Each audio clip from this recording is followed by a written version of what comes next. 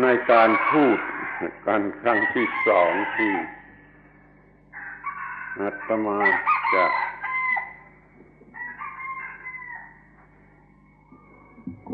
ซ้ำรีพีทเรื่องปฏิจจสมุปบาทในส่วนที่เป็นหลักความจำแล้วก็จะเน้นในส่วนที่เป็นการคิดโดยเหตุผลให้เห็นชัดเจนยิ่งขึ้นมันก็emphasizeขอให้ท่านสังเกตและพยายามทำในใจให้สำเร็จประโยชน์ In this second talk, we will repeat and review Paticca Samuppada, dependent origination, and we will emphasize it from the perspective of a means of as something to reflect upon, to reason about, so that we understand it more and more precisely and thoroughly. การที่เรามาพูดกันเวลาอย่างนี้ซึ่งเป็นเวลานอนก็มีเหตุผลว่าพูดอย่างอุปมานั่นก็ว่าน้ำชายังไม่ล้นถ้วยยังเติมอะไรลงไปได้ง่ายนี่จึงเหมาะที่จะมาพูดกันเวลาเช่นนี้จิตใจกำลังแจ่มใสกำลังจะเบิกบานเหมือนดอกไม้ที่มันจะเบิกบานขอให้อดทนนิดหน่อย That we are having a talk at this time of day, the time when most people are still asleep, is something very reasonable. If we explain it with a metaphor, we say that our teacups are not yet overflowing. The mind at this time is fresh, clear, bright. The mind is open like a flower. And it's an easy time to add something new and special.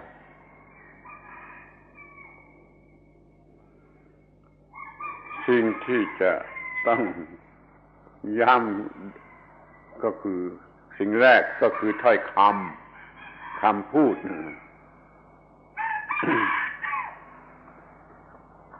มันมีอยู่สองคำปฏิจ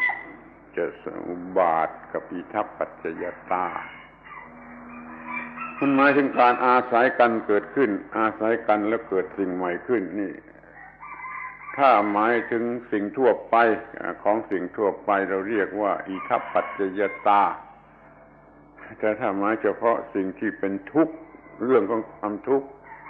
เราเรียกว่าปฏิจจสมุปบาท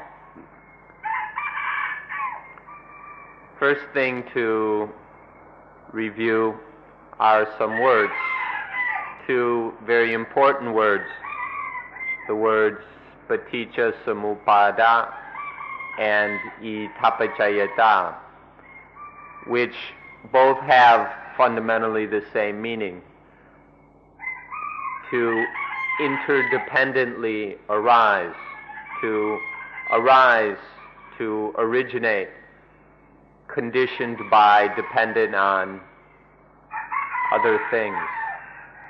This dependent origination is the basic meaning of both words. However, if we use it, if the meaning is applied generally to all things, then we call it Itappacayata. However, if it's applied specifically to what's going on in the human mind, especially the arising of dukkha. We call it paticca samuppada. ท่านต้องเห็นความจริงพื้นฐานเบสิกเสียก่อนว่ามันไม่มีสิ่งใดเกิดขึ้นได้ลำพังสิ่งนั้นสิ่งเดียวลำพังสิ่งนั้นสิ่งเดียวเกิดไม่ได้มันต้องมีอีกสิ่งหนึ่งมาอาศัยกันเข้าแล้วก็เกิดสิ่งใหม่ออกมาที่นี่ข้อที่มันต้องอาศัยกันแล้วเกิดขึ้นอาศัยกันแล้วเกิดขึ้นนี่เราเรียกว่าอิทัปปัจจยตาหรือปฏิจจสมุปบาท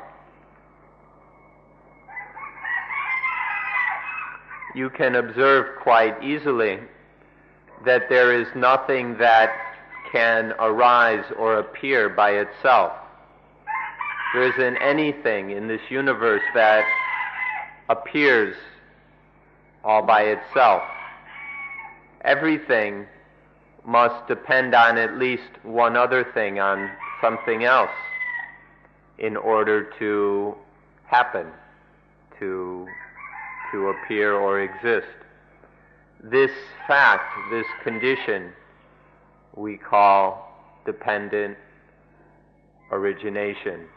We can call it itappajayata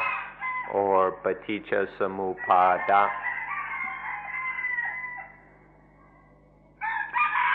มันมีหลักเกณฑ์ตายตัวที่ว่าถ้าหมายถึงสิ่งใดก็ได้ทั้งหมดทุกสิ่งแล้วเราก็เรียกว่าอิทัปปัจจยตาถ้าหมายเฉพาะแต่เรื่องที่มีความทุกข์ของสิ่งที่มีความทุกข์รู้สึกเป็นสุขเป็นทุกข์นี่เราเรียกว่าปฏิจจสมุปบาทแต่เป็นที่น่าเสียใจที่ว่าเราใช้คำนี้กันอย่างสับสนไม่เป็นระเบียบแทนที่จะพูดให้ถูกต้องว่าอิทัปปัจจยตาไปพูดว่าปฏิจจสมุปบาท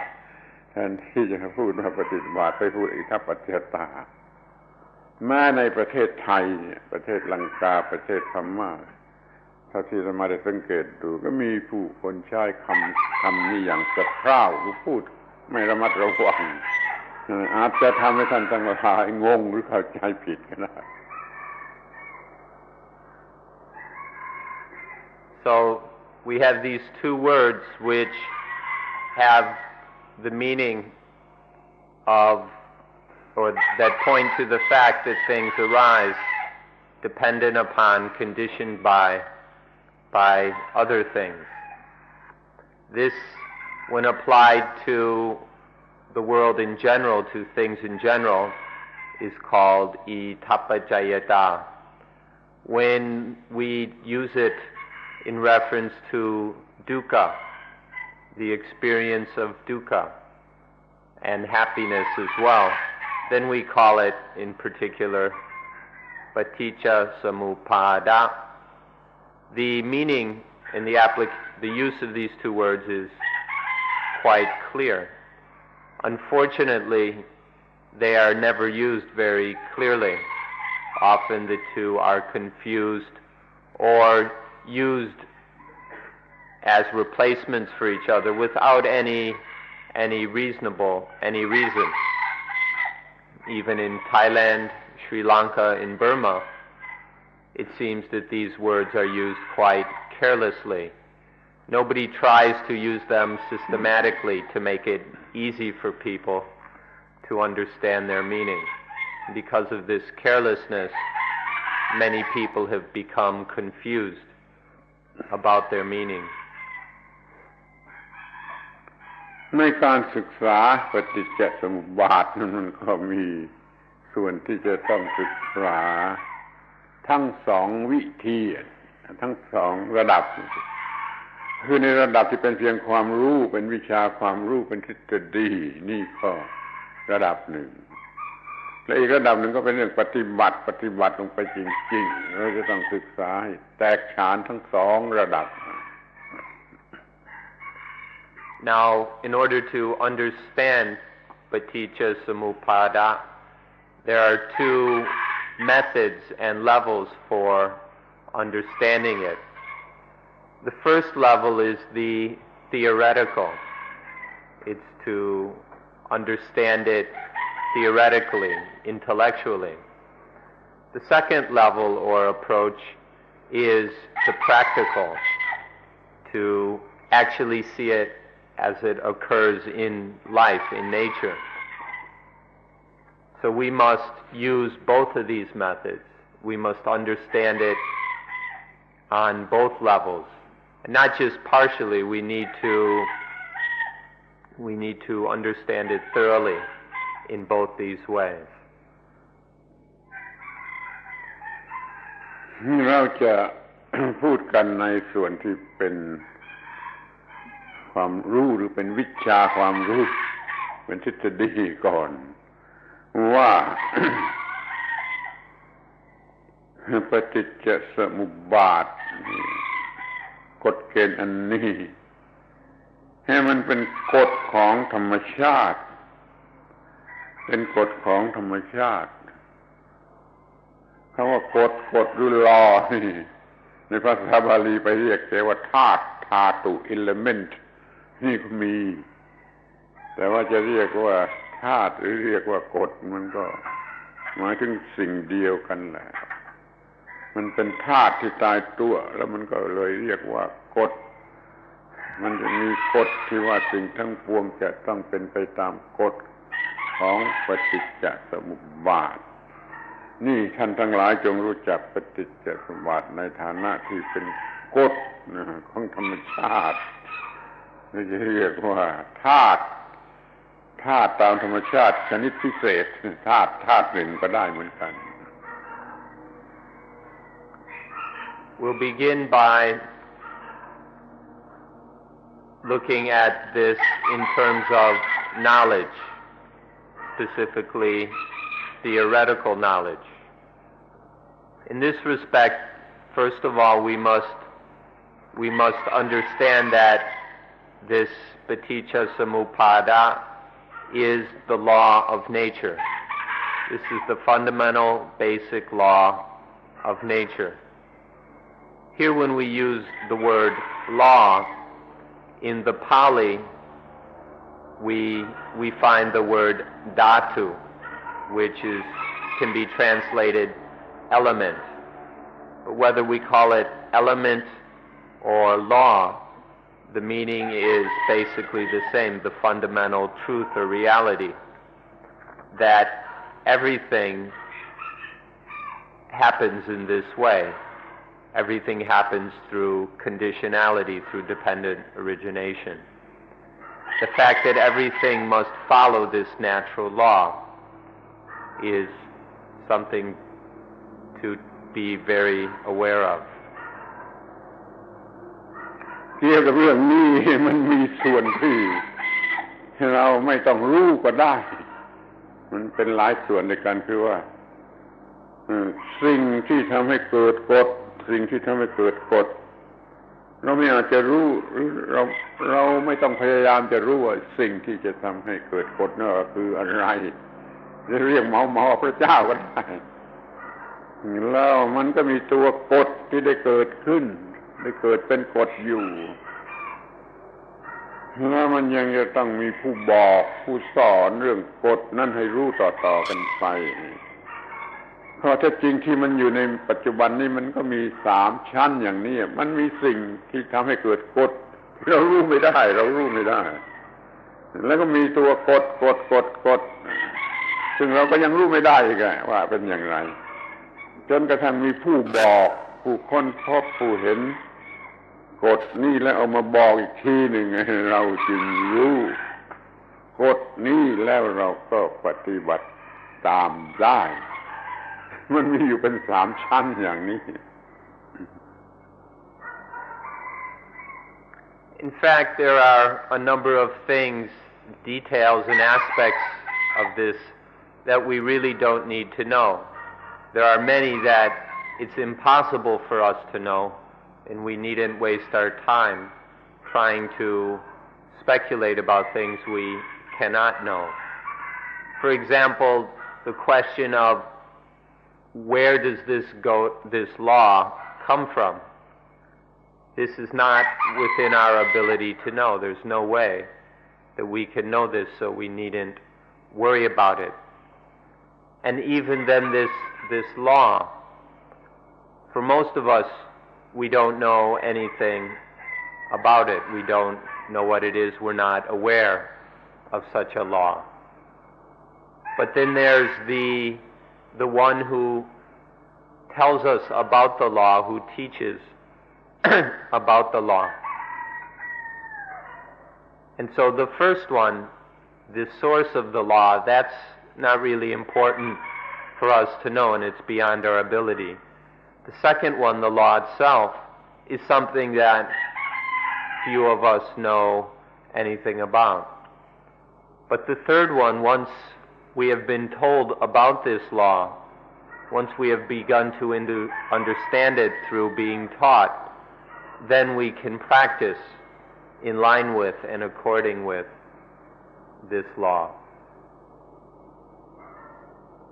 ชาวคริสเตียนอาจจะรวมทั้งสามสิ่งนี้ไปอยู่ที่พระเจ้าคำเดียวพระเจ้าทำให้เกิดกฎพระเจ้าก็เป็นกฎพระเจ้าก็บอกกฎแต่ว่าชาวพุทธเราไม่ได้ถืออย่างนั้นมีสิ่งที่ให้เกิดกฎถึงเราก็ยังไม่ต้องรู้อะไรแล้วก็ตัวกฎว่าอย่างไรเราก็ได้รับคำบอกคำกล่าวจากผู้ที่รู้ใจความสำคัญมันอยู่ที่ว่าเราจะต้องปฏิบัติตามกฎนี่ให้มันถูกต้องนี่จะถืออย่างคริสเตียนจะถืออย่างพุทธ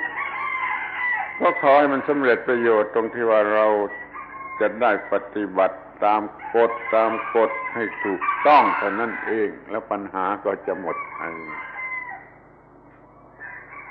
The Christians might collect all of these meanings together and call it God. They might say that the source of the law is God, that the law itself is God, and that the one who teaches the law is also God. So for the Christians, all three of these might be called God. But for the Buddhists, we cannot see it in that way. We can't. There's this source of the law, which really we don't need to know about, and it's beyond our ability. Then there's the law itself, and then the one who teaches about the law. The important thing, though, is not whether we call it God or whatever. The important thing is to practice correctly according to this law. Once we have been told about the law, if then we are able to practice correctly, then this is the important thing, no matter what we call it or what theoretical scheme we prefer. ที่ความรู้ที่แยกออกไปอีกแขนงหนึ่งก็คือความรู้ที่ว่ากฎปฏิจจสมุปบาทนั่นแหละเป็นพระพุทธเจ้าพระองค์จริงนี่ฟังว่าพระพุทธเจ้าพระองค์จริงคือพระพุทธเจ้าองค์นี้องค์บุคคลเนี่ยท่านบอกว่าผู้ใดเห็นธรรมผู้นั้นจึงจะเห็นฉันผู้ใดเห็นฉันผู้นั้นต้องเห็นธรรมผู้ใดเห็นธรรมผู้นั้นเห็นปฏิจจสมุปบาทผู้ใดเห็นปฏิจจสมุปบาทผู้นั้นเห็นธรรมผู้นั้นเห็นฉันคือต่อเมื่อเห็นปฏิจจสมุปบาทอย่างเรียนไล่เนี่ยมันจึงจะเห็นฉันคือเห็นพระพุทธเจ้านี่เห็นปฏิจจสมุปบาทก็คือเห็นพระพุทธเจ้าพระองค์จริง Another branch of understanding this is that to see dependent origination is to see the true Buddha. Gautama Buddha said, the Buddha said that he who sees the Dhamma sees me. He who sees me sees the Dhamma. And then later said that whoever sees paticca samuppada sees the Dhamma. Whoever sees the Dhamma sees paticca samuppada. Therefore, whoever sees dependent origination sees the Buddha. Whoever sees the Buddha sees dependent origination. We can't see one without the other. The only way to know the real Buddha is to realize dependent origination, not just know of it, but to truly realize it. Through this realization, one finally meets the true Buddha. ท่านทั้งหลายได้อ่านหนังสือพุทธประวัติมามากมาย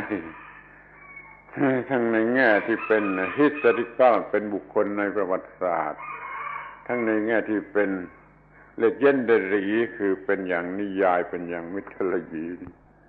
แต่ท่านก็ยังไม่รู้จักพระพุทธเจ้าพระองค์จริงได้หรอกจนกว่าท่านจะเห็นปฏิจจสมุปบาทท่านจึงจะเห็นพระพุทธเจ้าพระองค์จริงเราเรียกว่าพระองค์ธรรมพระองค์จริงเนี่ยพระองค์ธรรมธรรมะพระองค์บุคคลนี่ยังไม่ใช่พระองค์จริงแต่องค์บุคคลเนี่ยช่วยให้เรารู้จักพระองค์จริงมันเนื่องกันอยู่อย่างนี้ You all have read books about the Buddha. Some of you have read many books. But these are just books about the historical Buddha. And then there are the legendary books, the books full of myths and all kinds of stories and folk tales and things. But you have not seen the genuine Buddha. You haven't seen the real Buddha up until you have truly seen dependent origination.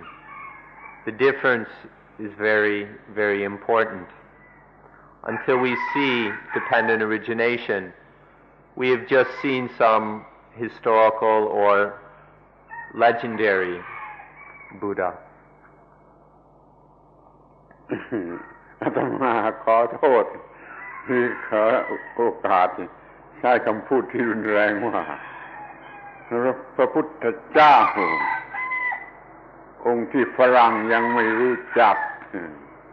แม้เขาจะอ่านพุทธประวัติมามากมายเขาก็ยังไม่รู้จักเพราะว่าท่านไม่ได้สนใจเรื่องปฏิจจสมุปบาทไม่เคยอ่านไม่เคยศึกษามันจะมีความรู้เรื่องพระพุทธเจ้าพระองค์จริงก็ต่อเมื่อมีความรู้เรื่องปฏิจจสมุปบาทนี่เราเห็นเป็นเรื่องสำคัญที่ให้ท่านทั้งหลายศึกษาก่อนแต่ที่จะปฏิบัติธรรมะให้สูงขึ้นไป Now this real Buddha we can also call the Dhammic Buddha, the Buddha of Dhamma, not the personal historical Buddha. But of course the two are connected because the historical Buddha, the person, taught about and helps us to see the real Buddha, the Dhammic Buddha. Please forgive us that we speak a little bit too directly and crudely when we say that this is the Buddha that the white people, the Farang, don't know anything about. You white people have only heard about these historical Buddhas, these legendary Buddhas, but you don't know anything about the real Buddha. All the Europeans, Americans, and what have you have shown no interest in dependent origination,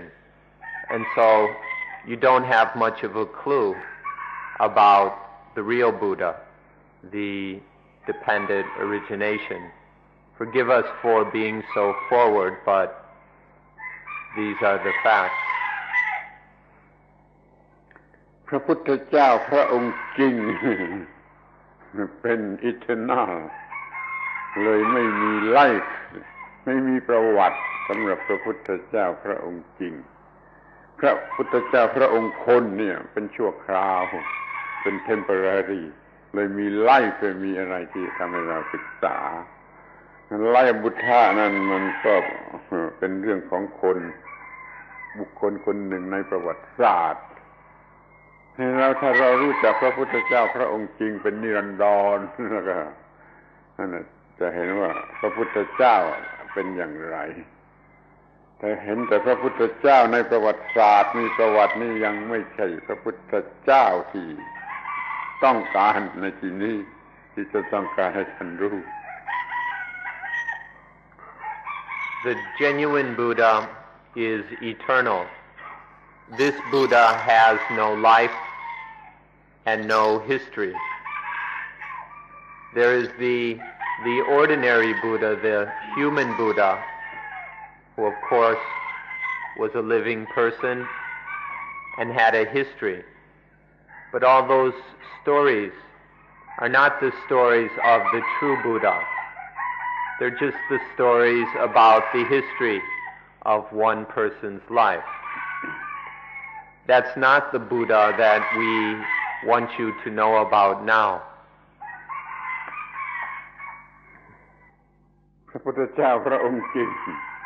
ไม่มีประวัติไม่มีไลฟ์หนังสือบุ๊กที่ว่าไล่บุตรมันก็หมายถึงแต่พระพุทธเจ้าพระองค์คนซึ่งชั่วคราวมันต่างกันมากถึงอย่างนี้ขอให้ตั้งใจกำหนดไว้ให้ดีแต่แล้วก็ว่าได้อาศัยพระพุทธเจ้าพระองค์คนที่ชั่วคราวนี่ช่วยบอกให้เรารู้จักพระพุทธเจ้าพระองค์จริงเพราะว่าพระพุทธเจ้าองค์บุคคลคนนี้ได้รู้จักพระพุทธเจ้าพระองค์จริงถึงที่สุดแล้วคือตรัสรู้เรื่องปฏิจจสมุปบาทท่านจึงสามารถบอกเรื่องพระพุทธเจ้าพระองค์จริงให้แก่เราขอบใจที่เราได้รู้เรื่องปฏิจจสมุปบาทคือพระพุทธเจ้าพระองค์จริง This human Buddha and all the books about his life, this is not yet the true Buddha. And we need to be careful to look more deeply to find the genuine Buddha. The genuine Buddha is eternal, whereas this personal human Buddha was temporary. However, with the help of the temporary, the Buddha who was a person, an ordinary human being, with the help of this Buddha, we can come to know the true, eternal Buddha. Then we must have great gratitude, be very thankful to the human Buddha, because although this person is not the genuine Buddha, through his practice, he was able to fully realize and to totally awaken to the reality of dependent origination. Because of this complete realization of paticca samuppada, this human Buddha was able to help us to find, is able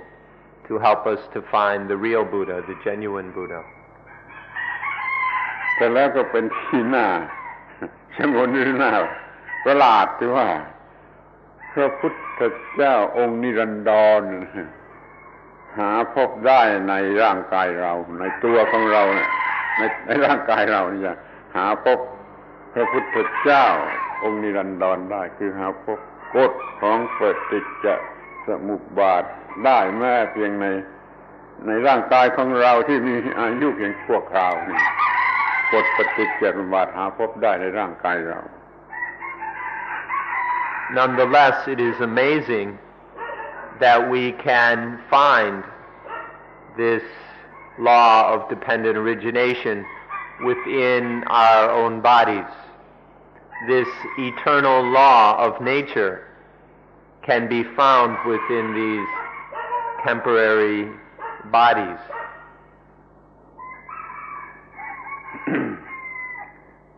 ทีนี้ในการที่เราจะเห็นพระพุทธเจ้านิรันดรในตัวเรานั้นเราต้องปฏิบัติมีมาถึงการปฏิบัติที่ต้องปฏิบัติปฏิจจสมุปบาทเราเห็นแจ้งชัดในกฎของปฏิจจสมุปบาทโดยการปฏิบัติ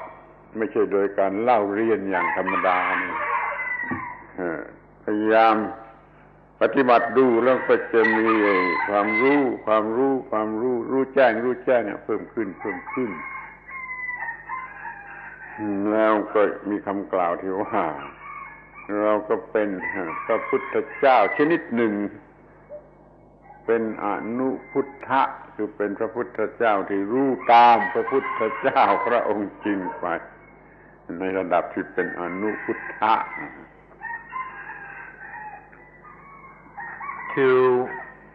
To discover the true Buddha, the law of dependent origination within ourselves, within these bodies, we need to practice. It's not enough to just study or learn it in the ordinary typical sense, but we've come now to practice, and we must practice dependent origination if we are to realize it within ourselves. When we practice this law of dependent origination until fully realizing it, then we become a Buddha as well. This is a different sort of Buddha. When we have found this eternal Buddha within ourselves, we become Anu Buddha, which means the Buddha who is awakened after or following the historical Buddha. ทีนี้เราก็จะพูดกันถึงส่วนที่เป็นการปฏิบัติปฏิจจสมุปบาทส่วนทฤษฎีพูดไปแล้วจึงก็มาพูดกันถึงส่วนที่เป็นการปฏิบัติ Now we'll talk about the practice aspect of dependent origination. The theoretical aspects have been discussed already. จุดตั้งต้นถึงเรื่องปฏิบัติรู้และเพื่อปฏิบัตินี่ ABC ของการปฏิบัตินี่เราจะต้องรู้เรื่องตาหูจมูกลิ้นกายใจให้ถูกต้อง The starting point, the beginning of our practice of Paticca Samuppada, or the ABCs of our practice, is that we must know and understand the eyes, ears, nose, tongue, body, and mind. ท่านอาจจะโกรธก็ได้หรือไม่ชอบเมื่อจะมีใครมาพูดว่าท่านยังไม่รู้จักโดยแท้จริงแม้แต่สิ่งที่เรียกว่าตาหูจมูกลิ้นกายใจของท่านเองท่านเองยังไม่รู้จักมัน You might get angry or annoyed when somebody tells you this, but tells you that you don't even know your own eyes, ears, nose, tongue, body, and mind. You don't even understand your own. ท่านจะมองเห็นท่านจะต้องมองเห็นในชั้นแรกที่สุดว่าถ้าเราไม่มีตาหูจมูกลิ้นกายใจนี่มันก็ไม่มีอะไรโลกนี้ก็ไม่มีตัวเราก็ไม่มีอะไรก็ไม่มีแต่เพราะมีตาหูจมูกลิ้นกายใจมันจึงสัมผัสได้ทุกอย่างที่มันมีในโลกในจักรวาลแล้วมันก็เลยมีขึ้นมามันจะเรียกว่าตาหูจมูกลิ้นกายใจเนี่ยมันสร้างโลกขึ้นมาก็ได้ First of all, you need to see that without the eyes, ears, nose, tongue, body, and mind, that you would not exist. The world would not exist. Without the eyes, ears, nose, tongue, body, and mind, nothing would exist. But once we have these eyes, ears, nose, tongue, body, and mind, then everything can exist. You can exist, the world, the universe can exist. So we can say that the eyes, ears, nose, tongue, body, and mind create the world. ทีนี้ความจริง มันมีอยู่ว่าถ้าเราไม่รู้จักตาหูจมูกลิ้นกายใจของเราให้ถูกต้องหรือว่าเราควบคุมมันไม่ได้มันก็สร้างขึ้นมาแต่สิ่งที่ผิดทั้งนั้นแล้วเต็มไปด้วยปัญหาเต็มไปด้วยความทุกข์ถ้าเราไม่รู้จักมันให้ถูกต้อง A very crucial fact here is that if we don't understand the eyes, ears, nose, tongue, body, and mind correctly, and if we don't know how to control them correctly, then they will create things that are very wrong, that are incorrect, that are nothing but problems, one after the other. นี่หัวใจของการปฏิบัติเราจะต้องรู้จักตาหูจมูกลิ้นกายใจให้ดีจนควบคุมมันให้ได้แต่ที่สำคัญที่สุดก็คือว่ารู้จักมันว่าทั้ง6อย่างนี้ไม่ได้เป็นอัตตาแต่ละอย่างไม่ได้เป็นอัตตาทั้ง6อย่างก็ไม่ได้เป็นอัตตาไม่ได้เป็นตัวอัตตามันเป็นปรากฏการณ์ตามธรรมชาติล้วนๆแต่นั้นแหละ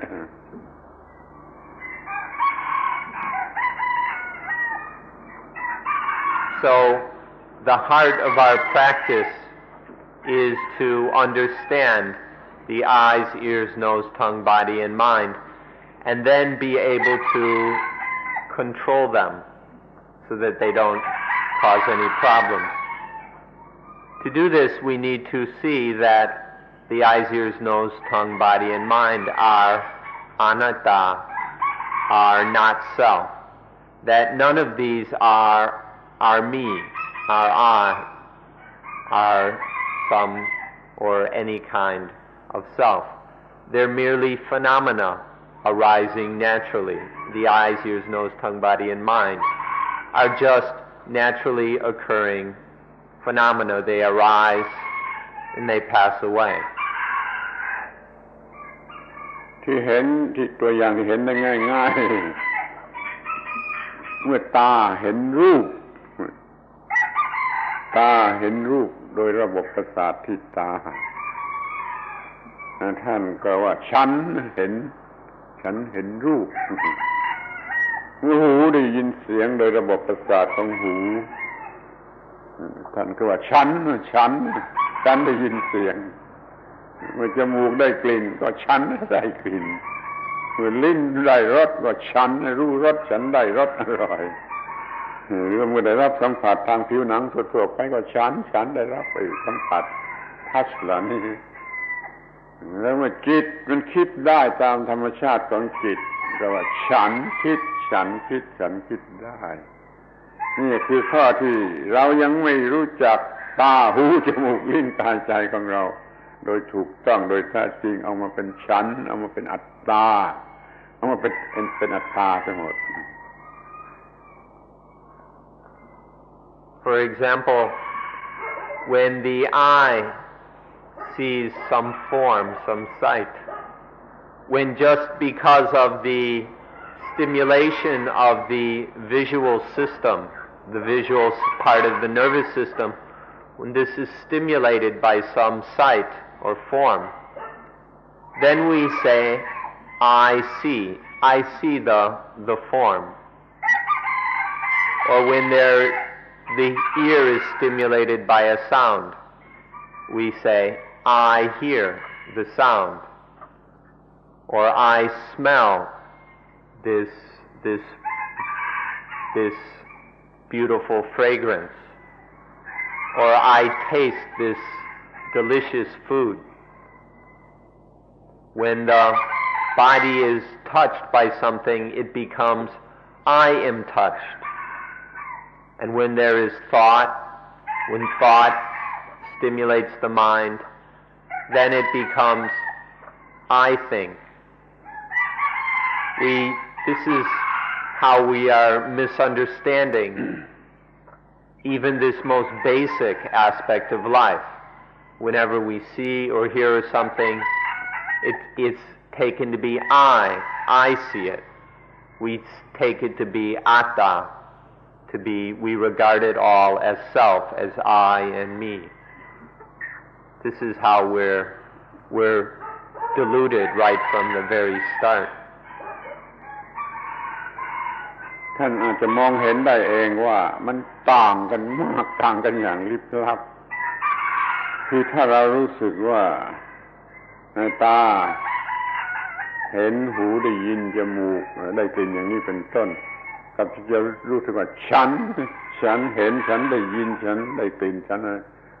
มันต่างกันมากถ้าเข้าใจผิดเป็นฉันได้ยินแล้วก็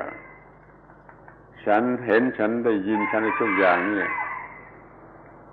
ปฏิจจสมุปบาทฝ่ายความทุกข์มันจะเกิดขึ้นมาทันทีแต่ถ้าเพียงแต่ตาเห็นหูได้ยินจมูกได้กลิ่นนี่ยังมันจะไม่เกิดปฏิจจสมุปบาทฝ่ายความทุกข์มันเกิดอิทัปปัจจยตาตามธรรมชาติที่ยังไม่ให้ความทุกข์อะไรมันต่างกันมากอย่างตรงกันข้ามทีเดียว If you wish, you'll be able to find out, to see that these are totally different. Between the I seeing a form and me seeing the form is totally different. When I see the form, when I hear the sound, when I smell the fragrance, when I taste, when I touch, when I think, then the dependent origination of dukkha arises instantly. When it's I, then dukkha is dependently originated. But when it's just the eye sees the form, the ear hears the sound, the nose smells the fragrance, the tongue tastes the flavor, the body feels the touch, and the mind thinks the thought, the difference is complete. One, we're deluded and it all happens incorrectly and becomes the immediate dependent origination of dukkha. But on the other, there's just itapajayata, the natural flow of itapajayata.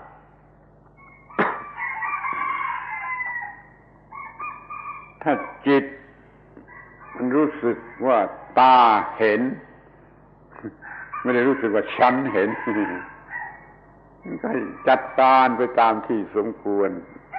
ในการที่ตามันเห็นมันก็ไม่เกิดความทุกข์ถ้าไม่ฉันเป็นเซลฟ์ขึ้นมาฉันเห็นมันจะเกิดความเป็นบวกหรือความเป็นลบ positiveness and negativeness ขึ้นมาแก่จิตนั่นแหละมันจะเป็นจุดตั้งต้นของปฏิจจสมุปบาทที่จะนำไปสู่ความทุกข์ท่านจะมีสติพอที่ว่าตาเห็นไม่ใช่ฉันเห็นหูได้ยินไม่ใช่ฉันได้ยินจมูกได้กลิ่นไม่ใช่ฉันได้กลิ่น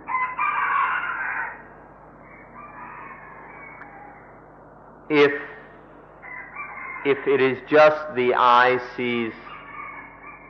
the sight, if the mind just thinks that the eye sees the sight instead of I see it, then there's no problem. There's no dukkha. But as soon as there arises the idea that I see the form, I hear the sound, I smell the fragrance, I taste the flavor, I touch, I feel the touch, I think. When all this I, all this atta, this self, then there arises the positive and the negative. And this is the basis for the dependent origination of dukkha. But when there's none of that, when it's just the eye, the physical eye sees, the ear hears, the nose smells, the tongue tastes, the body feels, touches, the mind thinks. When there is this awareness,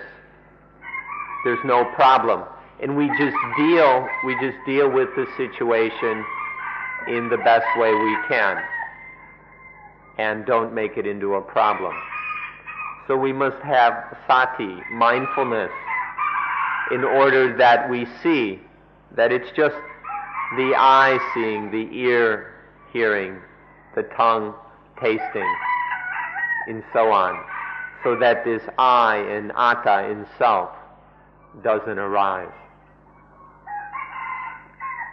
ถ้าคอนเซ็ปต์ว่าเส้นว่าไอไม่ได้เกิดขึ้นแล้วความรู้สึกเป็นโพสิทีฟเป็นเนกาทีฟก็จะไม่อาจจะมีเดี๋ยวนี้มันไปมีไอฉันเส้นเกิดขึ้น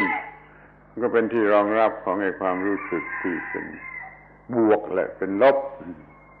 แล้วก็ปรุงแต่งไปตามความเป็นบวกเป็นลบจนเกิดความทุกข์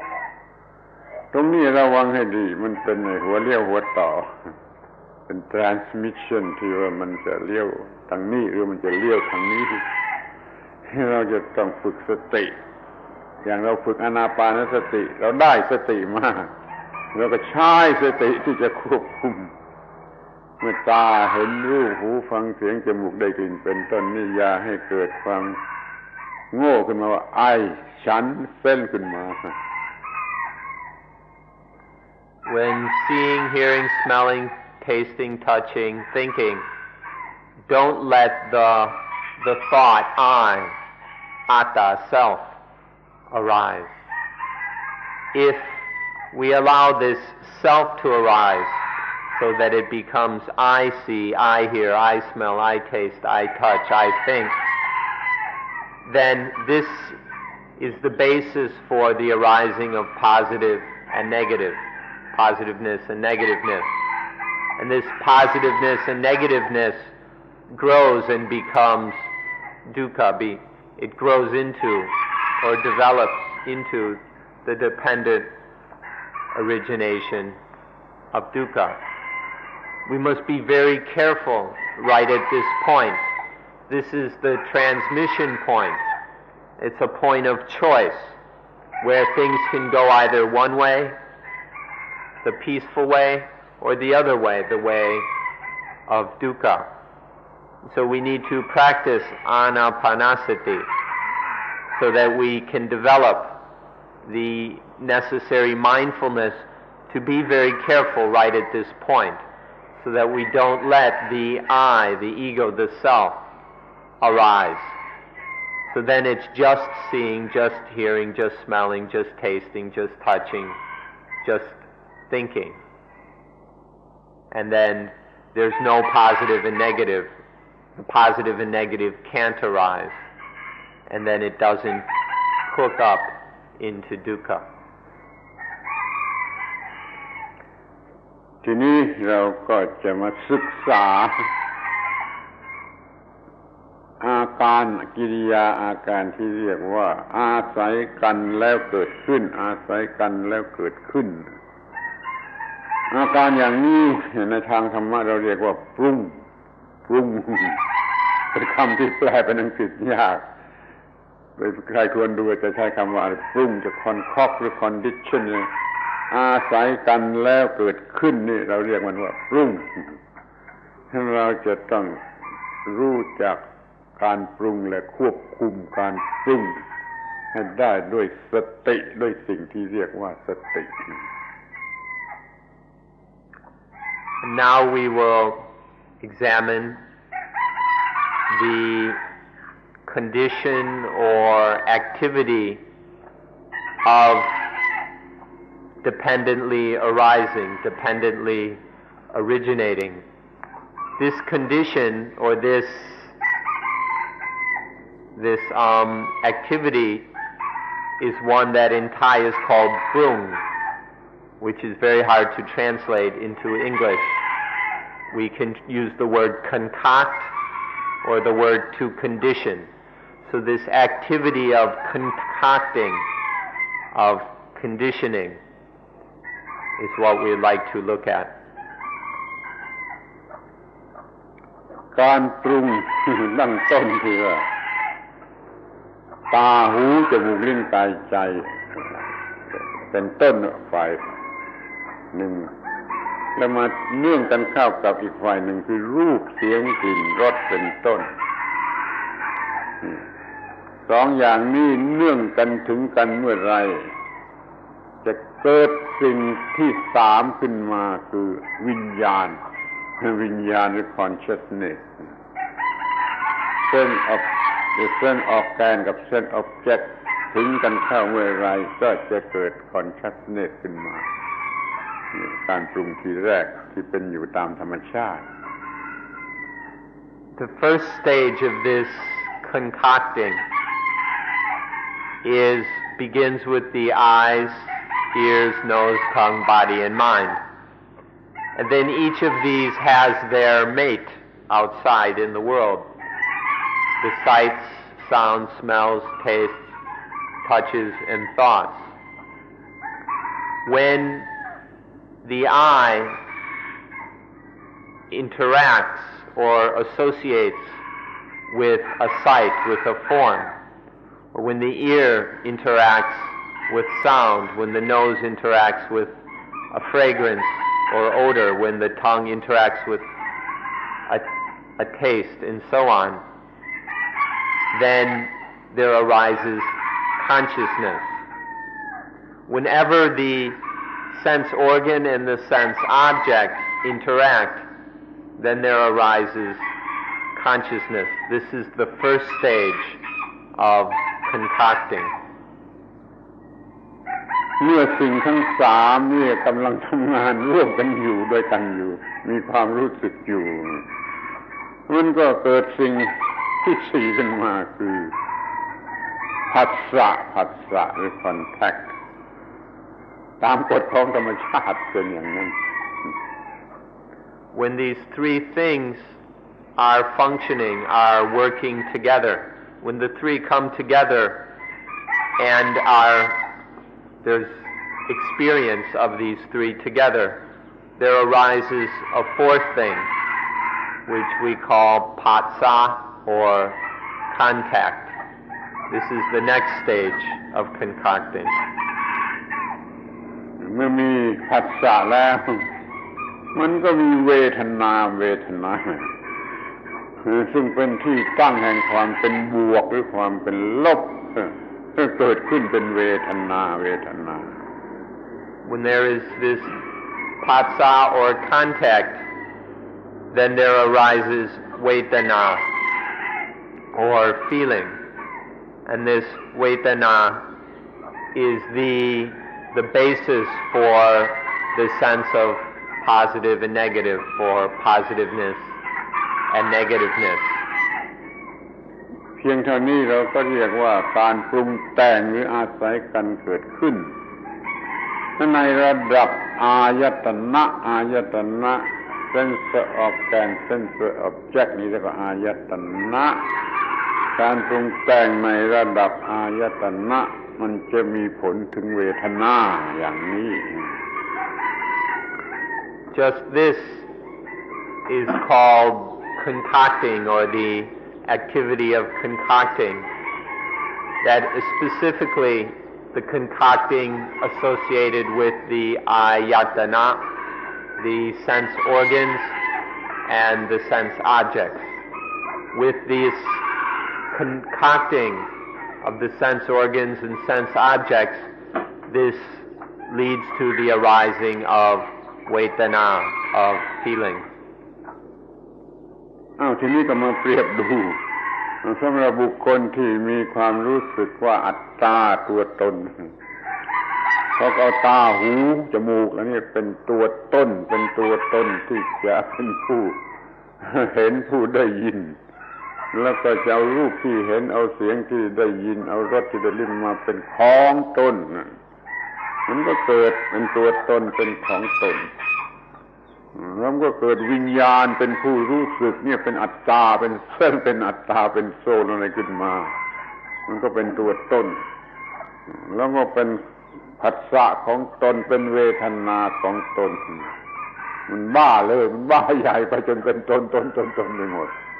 มันไม่ใช่สักว่าเป็นไปตามกฎของธรรมชาติ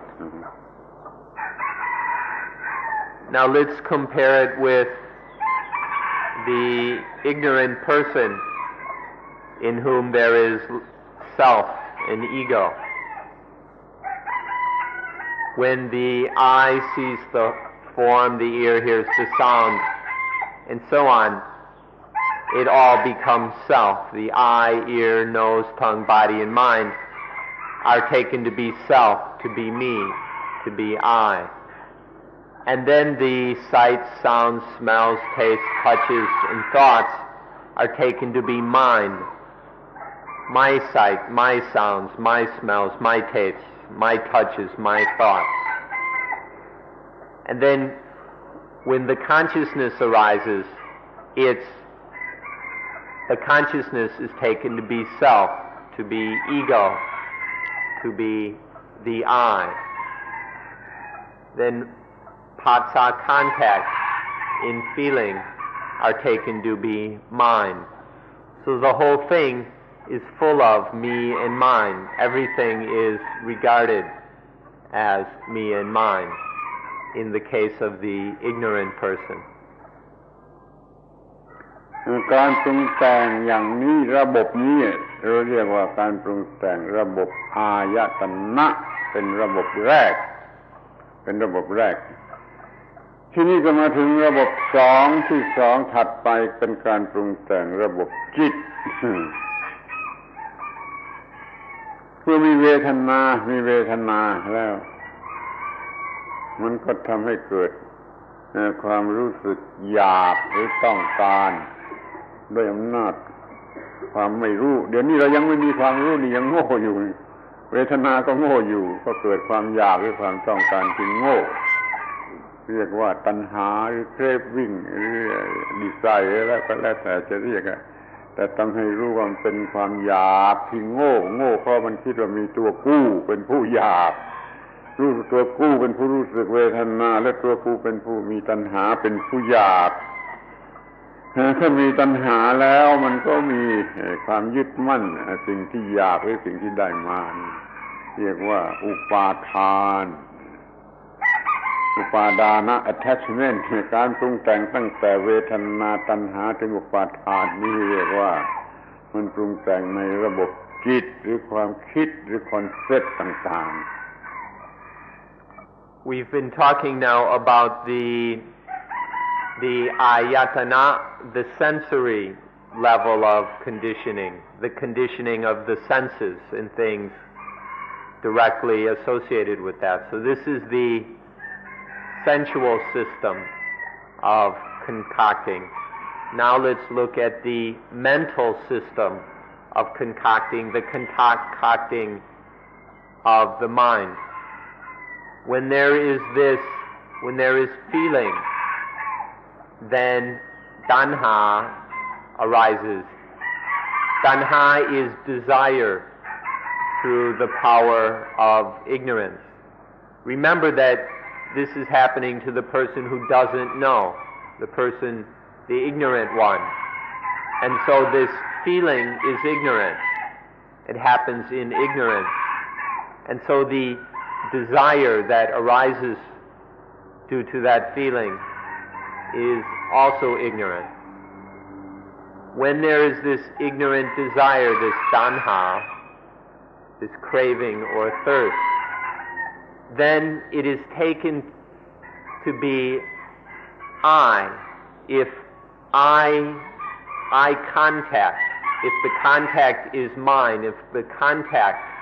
sensual contact is experienced by me, and if the feeling is mine, well then the desire must be mine. And so there arises the idea of self, which we call upadana. When these things are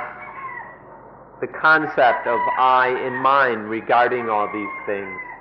is called attachment or upadana. So from beginning with the sensual system of concocting, then there arises tanha, and then there arises upadana. This latter system of concocting is of the mind. This means the concocting of thought, of concepts. So the first system is, or aspect, is sensual, and now this is conceptual. This is the conceptual system being concocted. ทีนี้ก็มาถึงระบบที่สามระบบการปรุงแต่งของอุปาทานระบบการปรุงแต่งของอุปาทานหรือความโง่มีอุปาทาน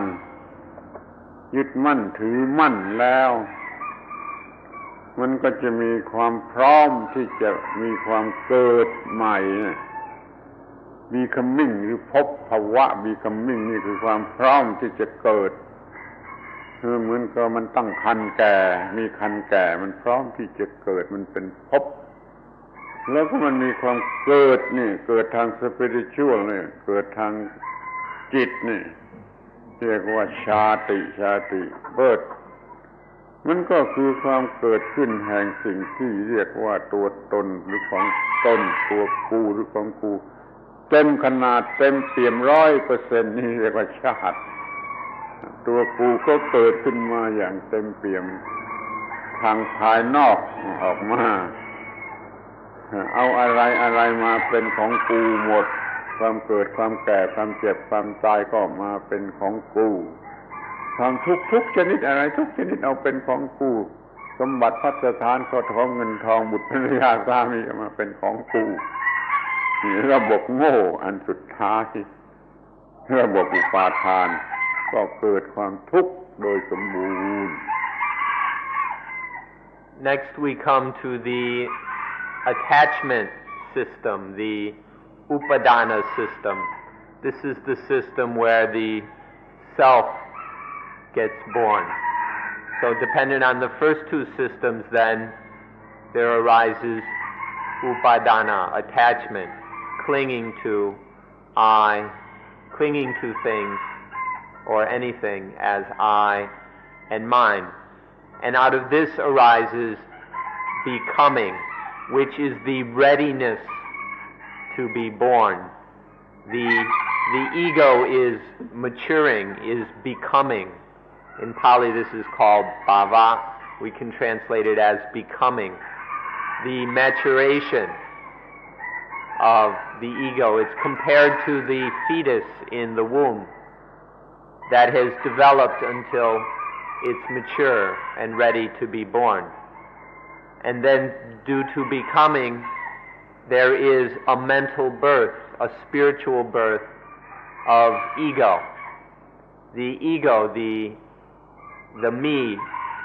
is then born full and complete. This complete birth of ego is called chati. Chati is a mental birth, a spiritual birth. Then once the ego is born, then there's everything is taken to be mine. All the dukkha in life, my work, my home, my wife, my husband, my children, my possessions, my cows, my chickens, my car,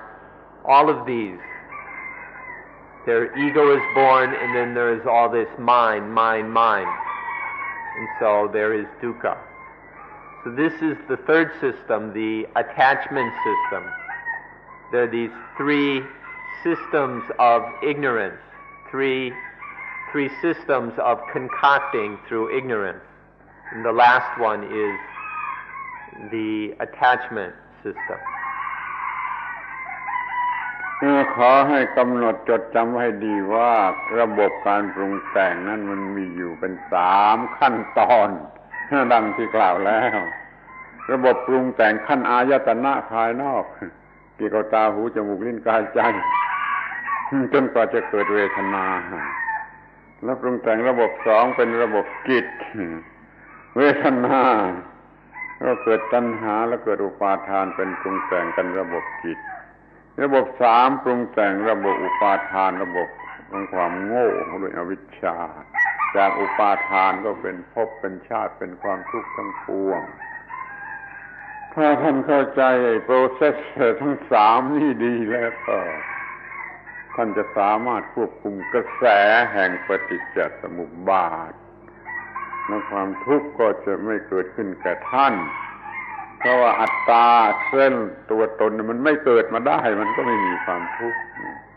ขอให้สนใจทั้งสามระบบให้เข้าใจดีๆไปคิดทบทวนให้เข้าใจให้ดีๆ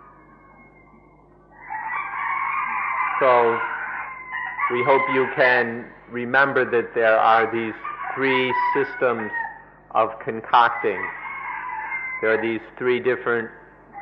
aspects of this concocting. The first is the concocting, the conditioning of the ayatana. We can call that the sensual system of concocting. Then the second is the concocting of the mind or of thought, which we can call the mental system of concocting. And then there is the concocting. The first one leads up to the concocting of feeling. And then the mental system of concocting leads to the arising of upadana. And then this is the basis for the third system, which we can call the egoistic system of concocting.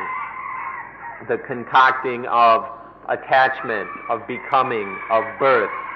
and of all the forms of dukkha. In this egoistic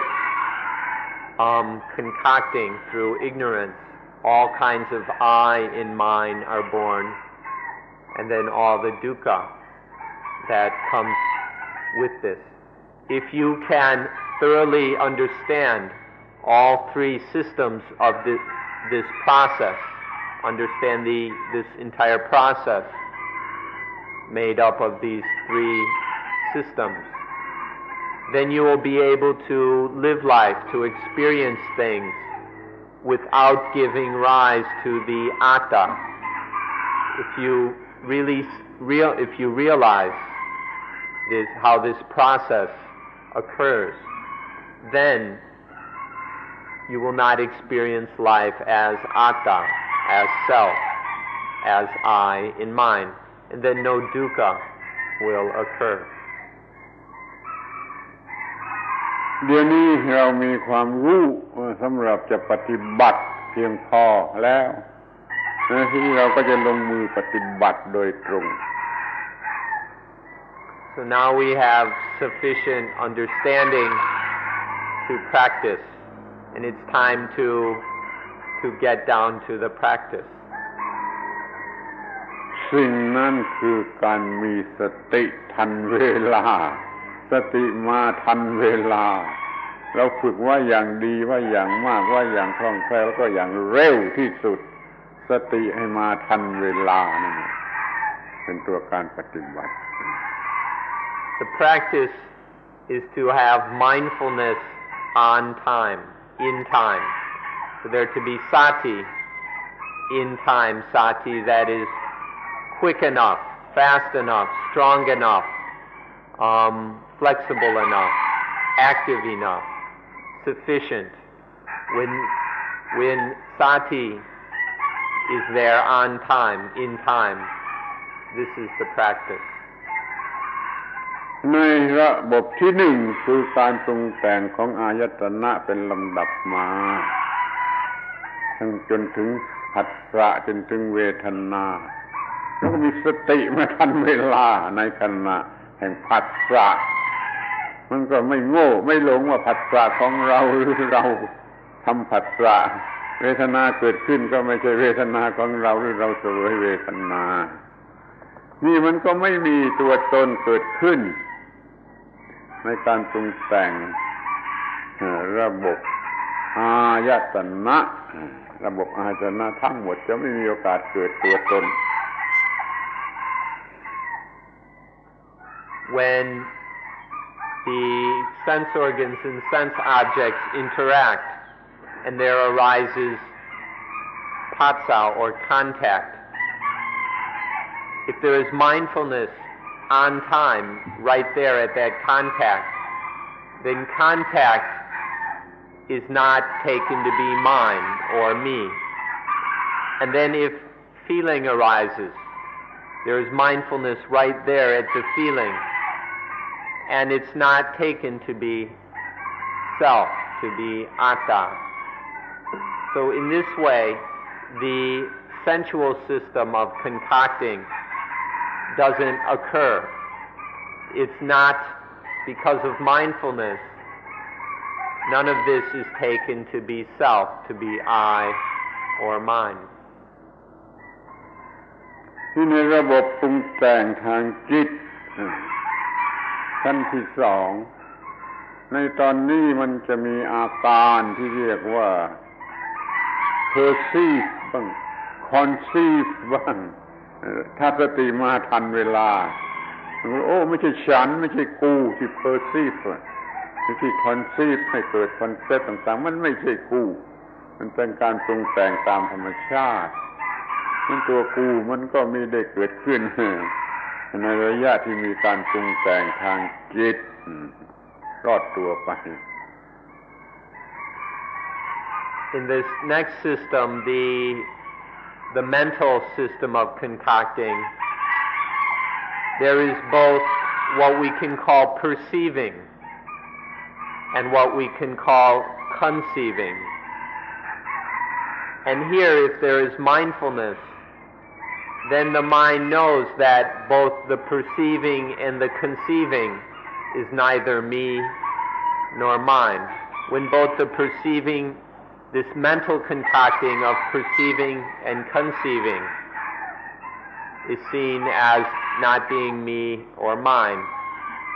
then there's no problem. ขั้นมาถึงระบบอุปาทานสติยิ่งสำคัญยิ่งหนักไม่ให้เผลอเป็นตัวกูและของกูความรู้สึกว่าตัวกูของกูเกิดขึ้นไม่ได้โดยมันควบคุมอุปาทานไว้ได้ไม่ให้มันโง่มันก็หมดปัญหาแหละมันก็ไม่มีความทุกข์เกิดขึ้นได้คือจะไม่มีอุปาทานในสิ่งใดๆนั่นมันก็ไม่มีความทุกข์เกิดขึ้นมาได้จากสิ่งใดๆนี่คือหัวใจของการปฏิบัติใน3ระดับนั้น Now regarding the third system, the egoistic system of concocting, sati doesn't let upadana turn into ego, doesn't let it turn into me and mine, into ego and egoism. When this doesn't happen, there's no way that dukkha can occur. So, in regards to the third system of concocting, sati doesn't allow upadana to happen. It doesn't let upadana arise regarding anything. ในที่สุดก็ดูไปถึงกระแสแห่งปฏิจจสมุปบาททั้งสายปฏิจจสมุปบาทนั้นมันมีอาการ11อาการรู้มีตัวธรรมะ12อย่างจนตลอดสายนะดูแต่ละอย่างละอย่างละอย่างนี่ก็เรียกว่าปฏิจจสมุปปนธรรมถ้ามันแยกกันอยู่นี่เรียกว่าปฏิจจสมุปปนธรรมพอมันมาทำหน้าที่ปรุงแต่งร่วมกันเราเรียกว่าปฏิจจสมุปบาทคำแรกเรียกปฏิจจสมุปปนธรรมคำหลังเรียกว่าปฏิจจสมุปบาทแยกเป็นอย่างเรียกว่าปฏิจจสมุปปนธรรมทำงานพร้อมกันเป็นสายเรียกว่าปฏิจจสมุปบาทมีสติทั้งในส่วนปฏิจจสมุปปนธรรมว่าแต่ละอย่างไม่ใช่ตัวตนไม่มีตัวตนถ้ามันรวมกันเป็นสายเป็นปฏิจจสมุปบาทก็ไม่มีตัวตนที่ส่วนไหนส่วนใดนี่เรียกว่าปฏิจจสมุปบาทช่วยให้ไม่เกิดอัตตาความรู้เรื่องปฏิจจสมุปบาท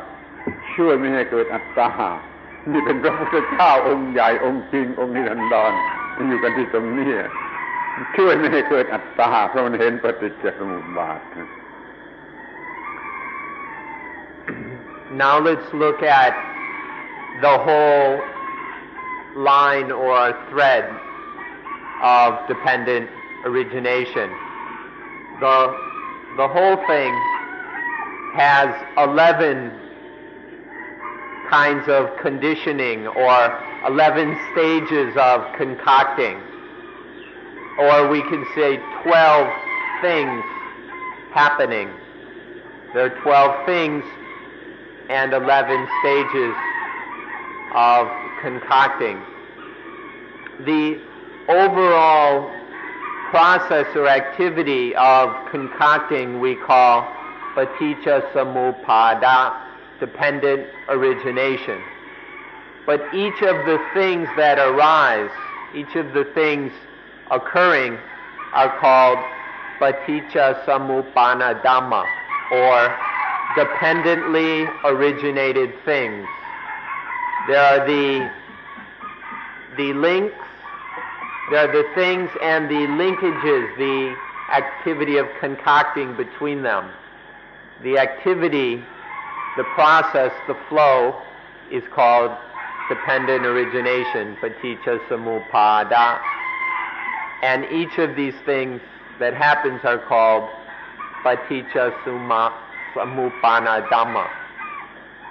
If there is mindfulness of each of these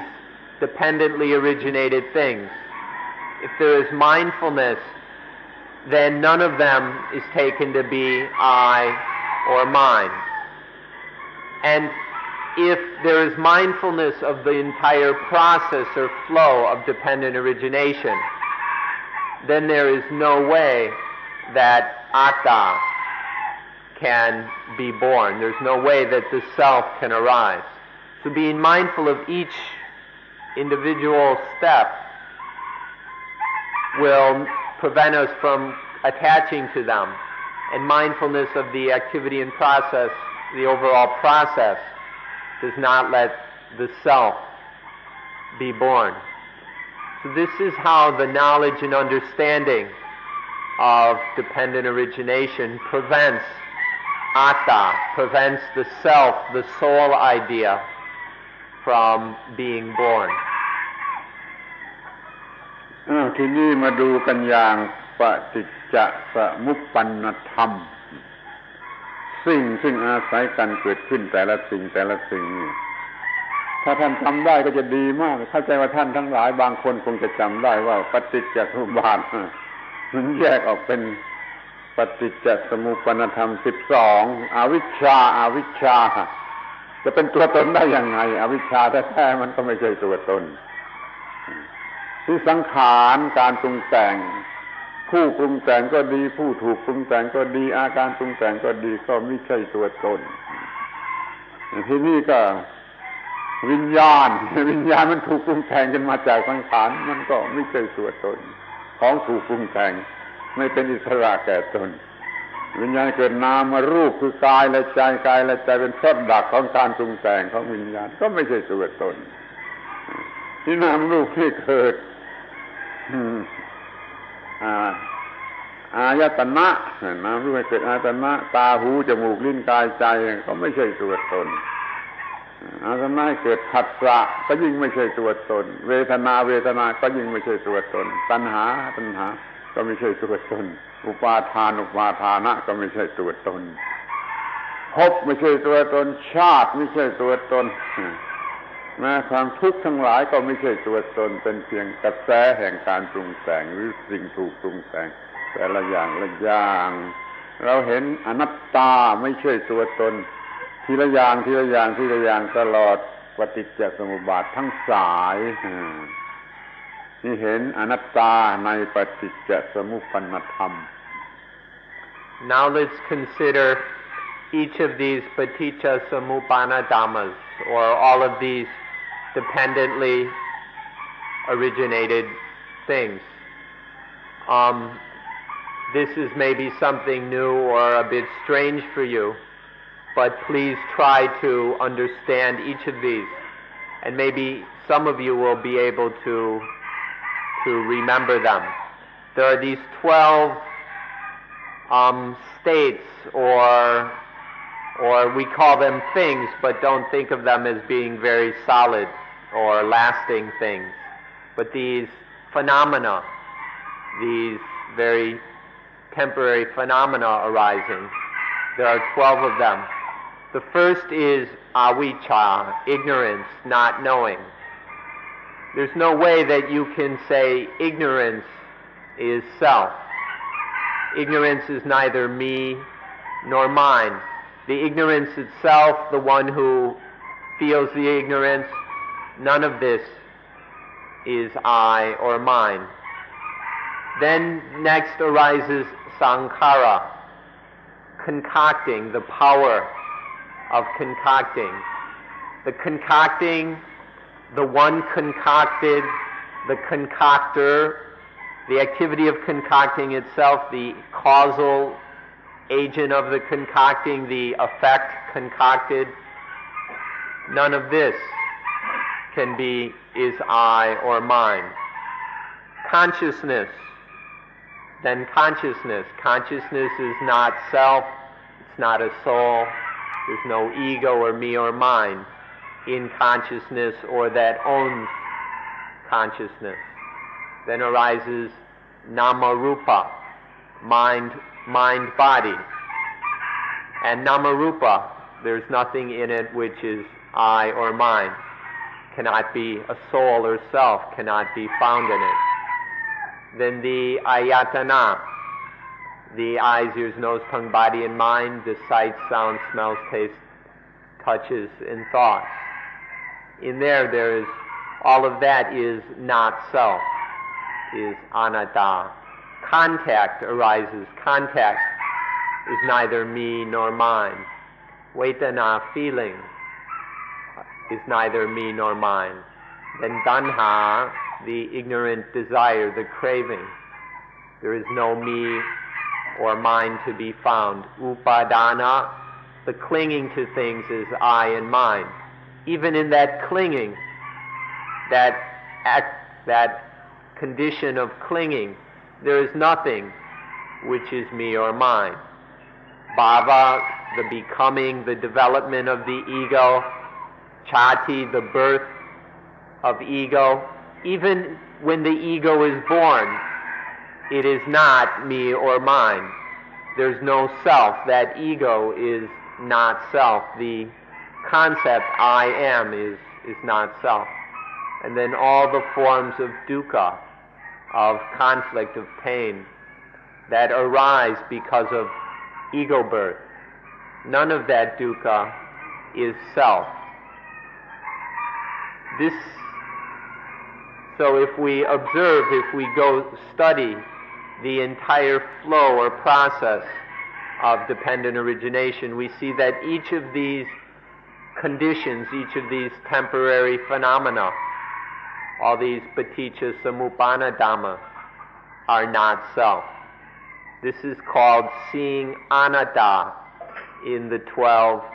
paticca samuppanna dhammas. เมื่อแต่ละอย่างแต่ละสิ่งมันไม่ใช่อัตตาแล้วทั้งหมดมันก็เป็นอัตตาไปไม่ได้แต่เข้าใจไปว่าไม่ใช่อัตตาแต่มารวมกันหมดแล้วจะเป็นอัตตาอย่างนี้ก็เป็นไปไม่ได้เพราะว่าแต่ละอย่างมันเป็นเพียงปรากฏการณ์ของธรรมชาติเท่านั้นทั้งปฏิจจสมุปปนธรรมก็ดีไม่มีอัตตาปฏิจจสมุปบาททั้งหลายก็ดีมันก็ไม่ใช่อัตตานี่เราจะต้องเห็นกันถึงขนาดนี้ When each of these paticca samuppanna dhammas are not self, there's just no way that the whole thing can be a self. When each of these dependently originated, these 12 dependently originated things are not self, you can't just go and lump it all together and think you've got a self. So we need to be able to see that each of these links, each of these phenomena, as well as the entire flow and process, are anatta. We must practice until we genuinely see that all of these are not self. ต่อไปนี้ก็จะดูกันถึงประโยชน์อานิสงส์ที่เราจะได้รับจากความรู้และการปฏิบัติเรื่องปฏิจจสมุปบาท Next we will take a look at the anisong, the benefits or advantages of seeing that all of the dependently originated things and the dependent origination are not self. เราควบคุมไม่ให้เกิดความรู้สึกผิดความคิดผิดเห็นผิดว่าอัตตาเกิดขึ้นมาได้ในชีวิตประจำวันไม่ว่าจะเป็นตอนไหนของปฏิจจสมุปบาทไม่อาจจะเกิดอัตตาเพราะมันก็ไม่มีของหนักภาระหนักไอ้ภาระหนักทั้งหลายมันไปรวมอยู่ที่ตัวกูหรือของกูเมื่อเราไม่อาจจะเกิดความรู้สึกว่าตัวกูว่าของกูมันก็ไม่มีทางที่จะเกิดภาระหนักแก่จิตใจนี่เรียกว่ามันฟรีจิตใจมันฟรีมันฉลาดมันก็สามารถทำอะไรได้ดีคือไม่ได้ทำด้วยความโง่เราสามารถดำเนินชีวิตอย่างฉลาดแล้วก็ทำอะไรได้ดีไม่มีความทุกข์และชีวิตนี้ไม่เป็นของหนักข้อนี้สำคัญไม่เป็นของหนักนี่ไปดูเถอะ First, when in ordinary lives, through mindfulness and understanding the dependent origination, when none of these phenomena, no matter which stage of dependent origination, when none of them are clung to as atta, as self, as soul, as me, as ego, then when no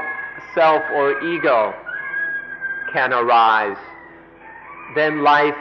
is not heavy. There is nothing burdensome. We're talking about everyday ordinary life. There is nothing heavy, burdensome, or difficult.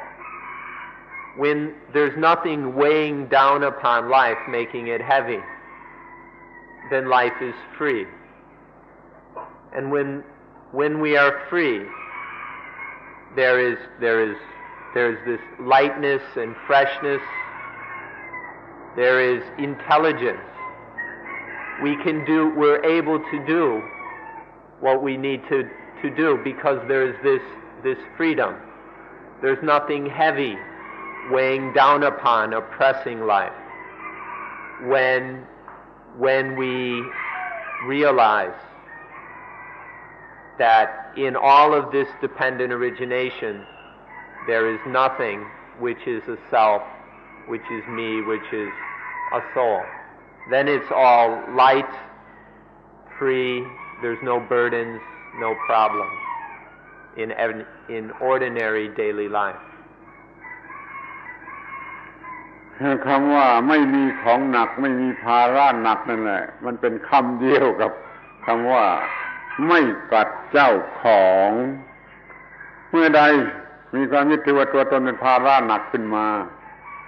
เมื่อนั้นชีวิตนั้นจะกัดเจ้าของมันจะกัดเจ้าของคือมีความทุกข์ชีวิตกัดเจ้าของอยู่ตลอดเวลาเพราะว่าเราไม่รู้เรื่องนี้มันให้เกิดอัตตาตัวตนขึ้นมาเดี๋ยวมีความรักเดี๋ยวมีความโกรธเดี๋ยวมีความเกลียดมีความกลัวความตื่นเต้นอิจฉาสารพัดอย่างทั้งหมดนี้มันกัดเจ้าของเพราะว่าไปมีตัวตนขึ้นมาความหนักนั่นแหละมันกัดเจ้าของเดี๋ยวนี้ชีวิตไม่มีความหนักชีวิตนี้ไม่กัดเจ้าของ When we say life is heavy or life has burdens, this means the same thing as when we say life bites its owner. As soon as there is something heavy in life, as soon as there is something burdensome, oppressive, then life bites its owner. As soon as life bites its owner, this is dukkha, is suffering in all its various manifestations. But if there is mindfulness, if we see this whole process of dependent origination is not self, then there's nothing heavy or oppressive, and life cannot bite its owner. But for all of us, we don't have this understanding. We don't understand it, and we're not practicing, and so we don't see that none of it is not self. So then all the time ego is being born. Me and mine fills up our life. Our life gets heavy. There are all these burdensome things. There is all this oppressiveness. And so our lives are biting us. We're being bit by our own lives. And so there is all this dukkha in suffering. เมื่อไม่มีปฏิจจสมุปบาทเกิดขึ้นในชีวิต ก็เป็นชีวิตเย็น คำว่าเย็นเย็นนั่นคือนิพพานไม่ได้แปลว่าตายนิรันดรไม่ได้ตายนิรันดรเย็นนิรันดรไม่ต้องตายเคว้นทุกอย่างเคว้นเป็นไม่ร้อนแต่ว่าเป็นเย็นไปหมดเดี๋ยวนี้เรามีชีวิตเย็น When we realize that all of life is not self, then life is cool. This coolness is the meaning of nibbana, of nirvana. Nibbana doesn't have anything to do with death. It doesn't mean eternal death. It means eternal coolness. Nibbana is eternal coolness, which appears when we can see that there's nothing in life which is self, that it's all not self. บางคนอาจจะคิดว่าเอาไปทำไมชีวิตเย็นจะมีประโยชน์อะไรเอาไปทำไมไม่มีประโยชน์อะไรนี่ขอให้เข้าใจเสมอถูกต้องว่าชีวิตเย็นนี่มันหมายถึงฟรีจากความร้อนมันฟรีเป็นอิสระจากสิ่งรบกวนถ้ายังมีสิ่งรบกวนอยู่แม้แต่นิดเดียวมันไม่เย็นมันไม่เย็นมันไม่มีความรบกวนไม่มีการรบกวนใดๆแม้แต่น้อยเรียกว่าชีวิตเย็นมันก็เป็นอิสระเมื่อเป็นอิสระแล้วมันจึงจะทำอะไรได้ทุกอย่างมันจึงจะฉลาดมันจึงจะสามารถมันจึงจะแอคทีฟมันจึงจะทุกอย่างแหละมันมาจากไม่มีอะไรรบกวนไม่มีอะไรเผาลน Some of you are wondering, well, what good is a cool life? Of what value is this coolness? You ought to understand that coolness means freedom from heat. When life is hot, when life is being disturbed and troubled, then there is no coolness and life becomes heavy and oppressive. But when there is coolness, when there is freedom from this heat, then life is light and there is freedom. It's only when life is cool that there is freedom. When there's anything disturbing or troubling us, there's no freedom. But when there is freedom, there is also intelligence. We can only be intelligent when we are free. And then there is ability to do whatever has to be done. There is peacefulness, there is coolness, there is this freedom. This is the benefit. This is how good it is to be cool.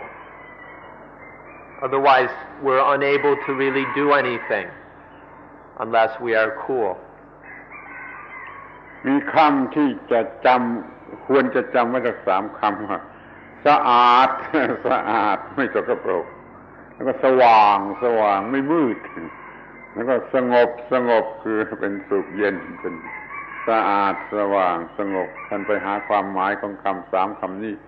ให้พอให้ลึกให้มากพอเถอะก็จะชอบใจชีวิตเย็นชีวิตเย็น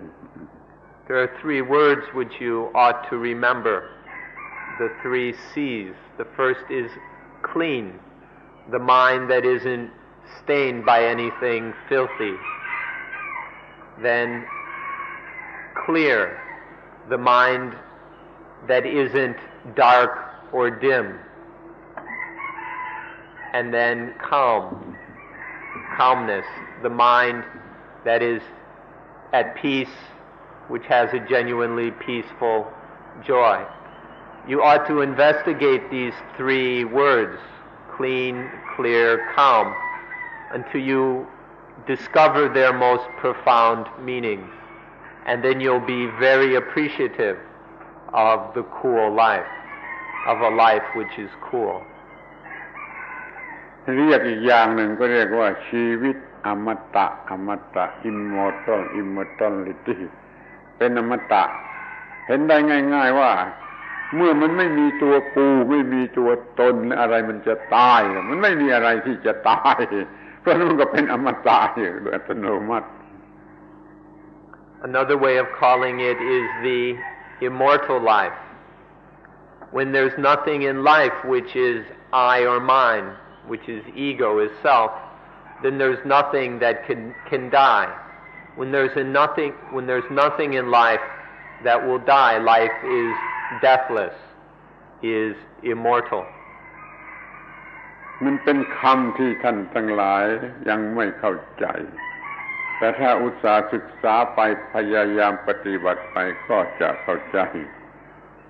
มันเป็นชีวิตที่ไม่มีตัวกูชีวิตที่ไม่มีตัวกูเด็กๆไม่เข้าใจแล้วก็จะหาบ้าชีวิตไม่มีตัวกูขอจำไว้ว่าถ้ามีตัวกูก็จะเป็นของหนักและเป็นทุกข์แล้วก็จะมืดไปหมดมันต้องไม่มีความรู้สึกยึดมั่นถือมั่นว่าตัวกูเขาเรียกว่ามีกายก็สะอาดมีจิตก็สะอาดมีสว่างมีสงบนี่ชีวิตที่ไม่ต้องมีตัวกูมันจึงเป็นชีวิตเนื้อความทุกข์เป็นชีวิตที่เป็นอมตะเป็นชีวิตที่นิรันดรอย่างเดียวกันกับพระพุทธเจ้าพระองค์จริง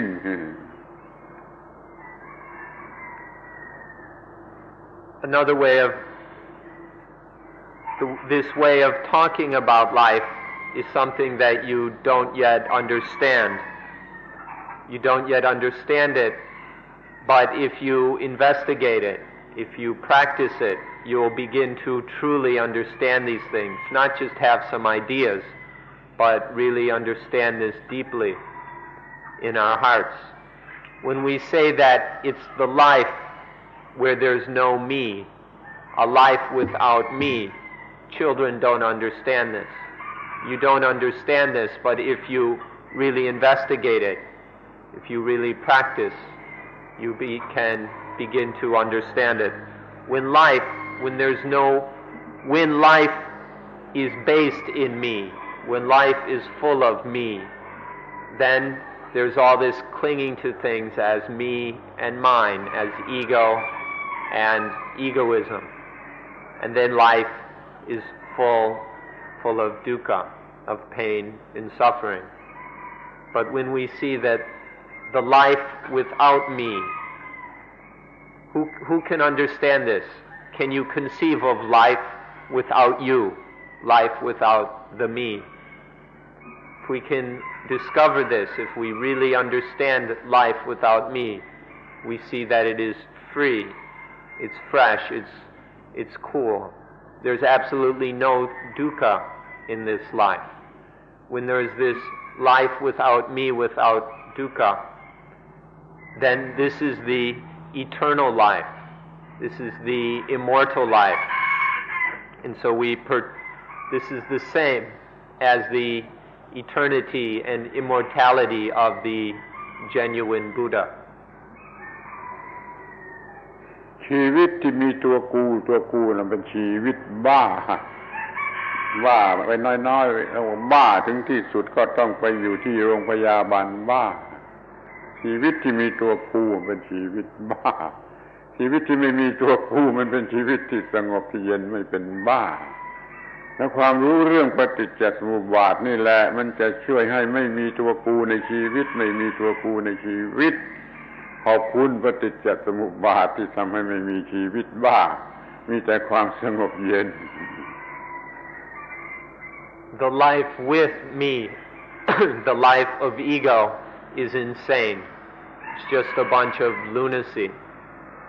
When there's this life with me, this life of me and mine, then we're just crazy. And so many of us end up going to psychiatrists and psychotherapists, taking drugs, going to and ending up in mental institutions, because the life of me, the egoistic life, is one of insanity.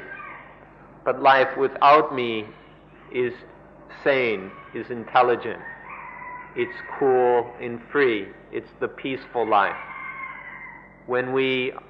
thoroughly understand dependent origination, then their life is without me, without ego. So we ought to be very thankful to dependent origination, that it gives us the life without me, the life of freedom, coolness, joy, and peace. ท่านหยุดร้องเพลงที่ท่านชอบกันเสียบ้างเถิดมาร้องเพลงที่พระพุทธเจ้าท่านก็ร้องคือฟอร์มูล่าของปฏิจจสมุปบาทท่านร้องเหมือนกับอย่างเราร้องเพลงจักขุนจะปฏิจจรูเปจะอุปัชชติวิญญาณังตินังธัมมานังสังคติภัสโสปัสสะปัจจยาเวดนาเวดนาปัจจยาตัณหานี่เพลงที่พระพุทธเจ้าท่านร้องคือฟอร์มูล่าของปฏิจจสมุปบาทนั่นเองคุ้มค่าอย่าเห็นว่ายากลำบากคุ้มค่าร้องกันได้จะคุ้มค่าปฏิจจสมุปบาทจะตั้งมั่นจะแจ่มใสจะชัดเจนยิ่งขึ้นไปคอยร้องเพลงปฏิจจสมุปบาทฟอร์มูล่าของปฏิจจสมุปบาท Why don't you quit singing some of the songs that you like and instead sing the song that the Buddha liked to sing? The song which the Buddha sung was the formula of dependent origination. อาจารย์จะร้องอีกทีร้องเลยจักขุนจะปฏิจจารูเปจะอุปัชชติวิญญาณังตินังธัมมานังสังคติภัสโสภัสสะปัจจยาเวดนาเวดนาปัจจยาตัณหาตัณหาปัจจยาอุปาดานังอุปาดานปัจจยาภโวภวปัจจยาญาติญาติปัจจยาสัพเพสุขาสัมภวันตินี่เพลงที่พระพุทธเจ้าท่านแม้พระพุทธเจ้าท่านก็ร้องเวลาที่ท่านจะสบายออกเหมือนเราร้องเพลงขอให้อุตส่าห์จำมันจะดีมากเลยต้องจำฟอร์มูล่าของมันได้แล้วจะจำคำอธิบายได้ดี This is the song that the Buddha would sing sometimes when he was on his own, feeling calm and peaceful. He would sing this song to himself the way that you whistle or sing or hum whatever songs you like. This is, if we can remember this and then sing it to ourselves, it'll be much easier for us to remember and understand dependent origination. It's well worth the time and effort to memorize these words and then to be able to sing it to ourselves from time to time, whether on the beach or on the bus or any of the other places where you would sing a song to yourself. So try to learn the Buddha's song instead of those whatever other songs you like. ท่านเรียกอีกอย่างหนึ่งว่าอาธิพรหมจรรย์คือจุดตั้งต้นของการปฏิบัติเพื่อการดับทุกข์จุดตั้งต้นของการปฏิบัติเพื่อการดับทุกข์อาธิพรหมจรรย์นี่คือปฏิจจสมุปบาทที่เราควบคุมได้ที่เรารู้ที่เราปฏิบัติได้ Another, he also called this the Ati Brahmacharya, which means the starting point of the practice for the quenching of dukkha. This is another name for paticca samuppada, the Adi Brahmacharya. This is the dependent origination that we can control so that it doesn't turn into dukkha. This is the starting point for the practice of quenching dukkha. ชีวิตที่มีตัวกูมีของกูนั่นมันหนักมันอุ้ยอ้ายมันคล้ำซี่มันหลายอย่างชีวิตที่ไม่มีตัวกูมันแอคทีฟที่สุดมันไวที่สุดมันเร็วที่สุดที่มันจะปฏิบัติหน้าที่ที่ควรจะปฏิบัติขอท่านทั้งหลายมีความคล่องแคล่วในการมีสติควบคุมปฏิจจสมุปบาทแล้วท่านก็จะมีชีวิตที่แอคทีฟที่สุด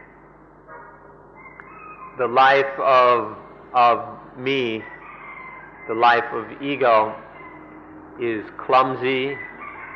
is foolish, stupid, awkward, slow, and heavy, and all kinds of other things like that. Life without me is free. It's light, it's flexible, it's fluid, it's natural, spontaneous. So we ought to find out how to practice dependent origination so that we can have this life of freedom and peace without me. ขอบพระคุณเป็นอย่างยิ่งที่ท่านทั้งหลายเป็นผู้ฟังที่ดีด้วยความอดทนเกือบ2 ชั่วโมงแล้วขอบคุณแล้วก็หวังว่าท่านทั้งหลายจะใช้ปฏิจจสมุปบาทให้เป็นประโยชน์ได้ตามสมควรแก่การปฏิบัติของท่านขอยุติการบรรยายในวันนี้ไว้เพียงเท่านี้ And finally, thank you all for being good listeners. You've been listening for almost 2 hours, and we thank you for your patience